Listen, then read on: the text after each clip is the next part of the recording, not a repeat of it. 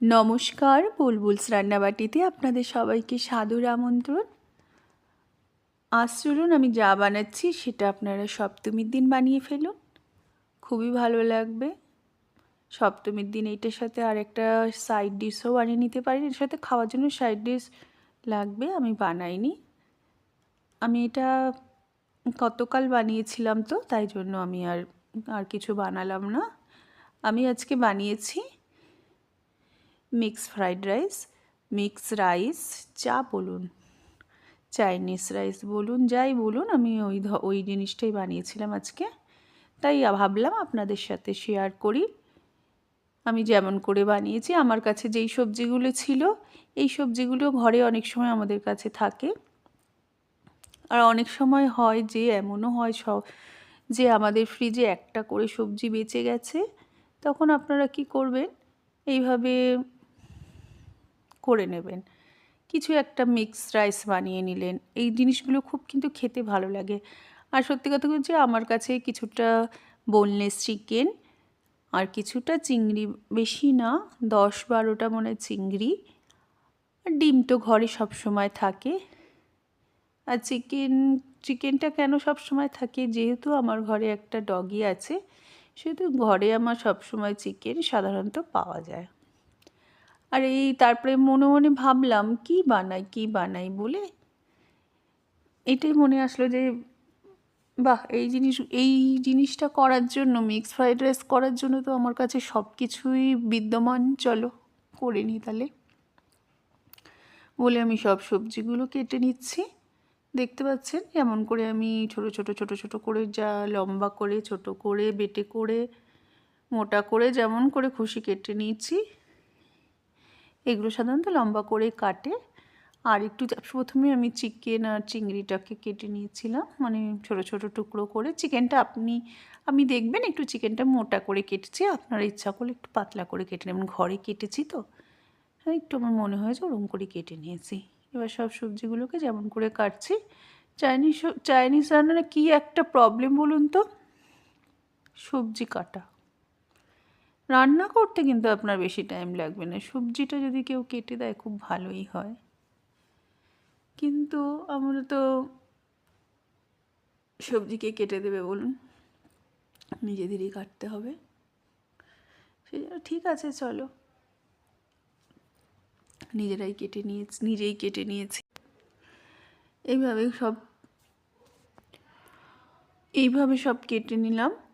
কেটে নিয়ে যতক্ষণ টাইম পেঁয়াজ, রসুন, আদা কুচি সব কেটে নেব। ছোট করে কাটতে, সত্যি কথা বলছি কি, কাটতে আমার এত ভালো লাগে না। নিজের মানে কাটাটাই যেন আমার কাছে সবজি কিছু রান্না করতে গেলে তো কাটতেই হবে, কিন্তু আবার খেতেও তো ভালোবাসি, সেই জন্য কেটেই নিই। চালটা কি করলাম, একটু ভিজিয়ে রেখে দিলাম, ধুয়ে টুয়ে চালটা, ভাতটা বসিয়ে দেবো, ভাতটা হতে থাকবে। আর এই ফাঁকে আমি এই সবজিগুলো কেটে নিয়ে ভেজে টেজে ভালো করে, যেমন করে আমরা করি তেমন করে, একটু রসুন কুচিটা একটু বেশি দেবেন। এই সব রান্নাতে না রসুনের গন্ধটা সত্যি খুব ভালো লাগে।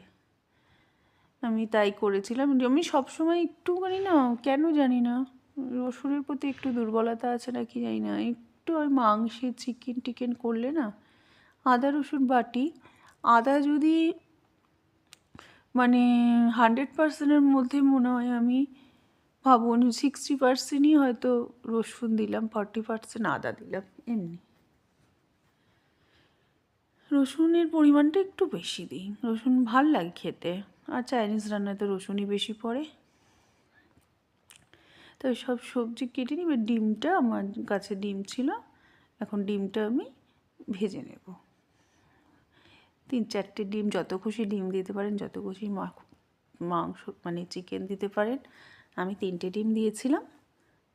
আমার মনে হচ্ছিলো আর আবার ডিম দেওয়ার দরকার নেই, বেশি আবার ডিম দিলে দিলেই দিতে পারতাম, কিন্তু দিইনি ইচ্ছা করে, যা ছিল ওতেই আমার হয়ে যাবে। তো ডিমটা ভালো করে ভেজে আমি তুলে রেখে দেব। এরপরে আমি কড়াইতে তেল দিয়ে যথারীতি যেগুলো ভাজার, মানে যেগুলো মানে কি একটু রসুন মানে রসুন আদাটা প্রথমে দিয়ে নেব, দিয়ে একটু ভাজা ভাজা হয়ে গেলে তার সাথে আর যেগুলো আছে আমার সবজি, চিকেনটা দিয়ে নেব। আগে চিকেনটা দিয়ে ভাজতে থাকবো, কেন চিকেনটা তো একটু ভাজতে হবে, একদম কাঁচা কাঁচা চিকেন, যেহেতু আমি একটুখানি মোটা চিকেন দিয়েছিলাম সেহেতু আগে থেকে তো করতেই হবে, তাই জন্য চিকেনটা আগে দিয়ে দিয়েছিলাম। তাহলে আদা রসুনের মধ্যে চিকেনের ফ্লেভারটা সুন্দর হয়ে যাবে। একটুখানি গোলমরিচ, একটু নুন দিয়ে চিকেনটা ভেজেছিলাম। এরপর এর ভেতরে যা মানে যেগুলো আছে মনে করুন গাজর আর কী যেন ছিল, বিনস না, গাজর আর বিনসটাকে আমি একটু ব্লাঞ্চ করে নিয়েছিলাম, একদম খুবই কম। কেন অনেক সময় আমি দেখেছি গাজর বিনস তো পুরো শক্ত শক্তই থাকে, যাই হোক আমি ঘরে বানিয়েছি বলে একটু, আর আমাদের ঘরে আবার একটু শক্ত কাঁচা, হোটেলের হলে খেয়ে নেবে কিন্তু বাড়িতে আবার এসব হলে খাবে না। হোটেলের হলে ভাবে ওইটাই বুঝি ওইটাই টেস্ট, কিন্তু বাড়িতে হলেই বলবে তখন এটা সেদ্ধ হয়নি, এটাই হয়নি। বাচ্চারাই বেশি এরকম করে। যাই হোক, আর একটুখানি আমার স্প্রিং অনিয়নের যে অনিয়নগুলো থাকে না, ছোটো ছোটো পেঁয়াজগুলো ধরেছে, ওইগুলো আমি দিয়ে দিয়েছি এখন, দিয়ে ভালো করে ভেজে নেব।